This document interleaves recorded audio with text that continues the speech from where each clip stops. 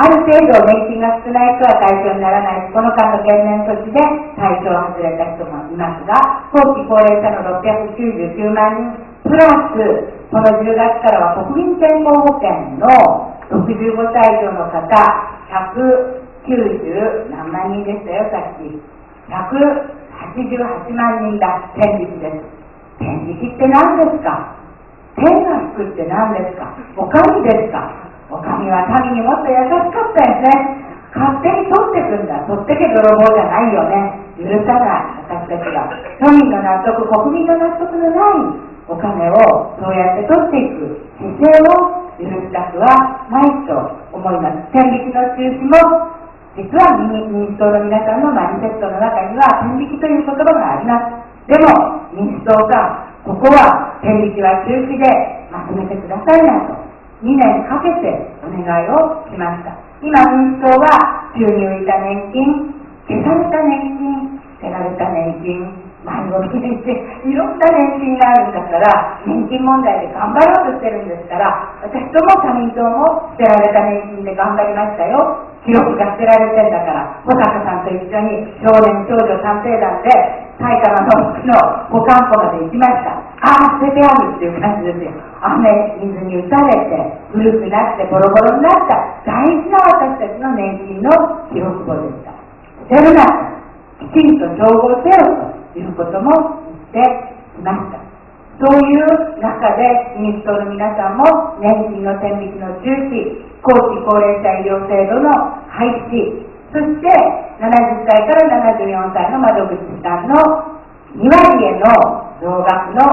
中止という3本でまとめて提案をすることができました。私はこれは本気でやらねば、今組合健康保険も保険料が上がっています。政府環境保険という小さな組合のための、小さな事業者のための健康保険ももう風前の灯火です。国は金を惜しんで地方単位にばらまいちゃったんです。県単位に。社会保険庁の天下り先は47できました。でも、皆さんの政府環境保険にお入りの方のその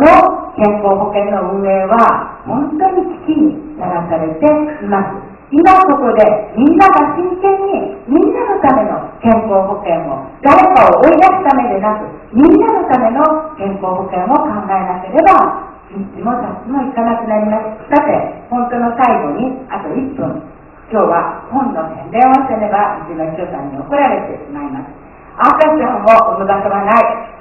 今日私は朝は外線、昼も外線、さっきも車に乗って外線、髪は使って汗はガンガン出たので美容院に行きシャンプーをしてもらいました。そこの美容師さんと、この頃産む場所がないんですってねという話をしてきました。実は私は今年夏を過ぎてから産む場所がないっていう声をしょっちゅうこの藤沢でも聞くようになりました。藤沢は廃墟藤沢ねえ、そう市民病院だってあるし、ここはいいとこよ、どんどん人が増えるのよ。でも赤ちゃんを産む場所がなくなってきてるのよ。本当に深刻です。未来が消えちゃうんだから、この赤ちゃんを産む場所がない、わずか1300円私、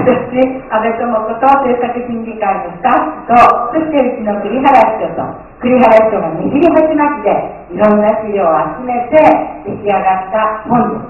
す。ちょうど後期高齢者医療制度が700円、両方買うと2000円高いわね。でも労費に免じてこれからの本当に私は小児科医ですから、子供が生まれてくる子供を本当に育み育てられる社会ということを何よりも願っています。別に小児科障害が上がったりになるからではありません。それは例えばです。小さな子がそこにいてくれるだけで、私たちはそこに目を奪われ未来を見ることができるからです。そういう小さな一点の赤を消さない、そういう覚悟を皆さんに共有していただきたいから